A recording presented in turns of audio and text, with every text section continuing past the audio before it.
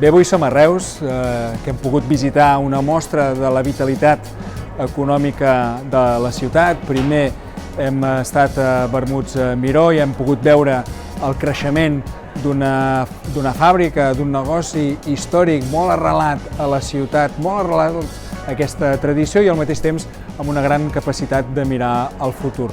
I també hem estat a Unió Nats, i hem vist com d'un sector primari, també molt arrelat al territori i també molt tradicional, com som capaços de mirar cap al futur i fer tota aquesta innovació tecnològica que ens demana el moment. També ens hem reunit amb diferents representants dels sectors econòmics de la ciutat i hem acabat aquí al mercat a veure els paradistes. Per tant, com deia, una visita que ens ha servit per conèixer el dinamisme econòmic d'una ciutat, Reus, que és imprescindible no només per explicar la trajectòria del país en el passat, sinó sobretot les bases de la Catalunya que construirem en el futur.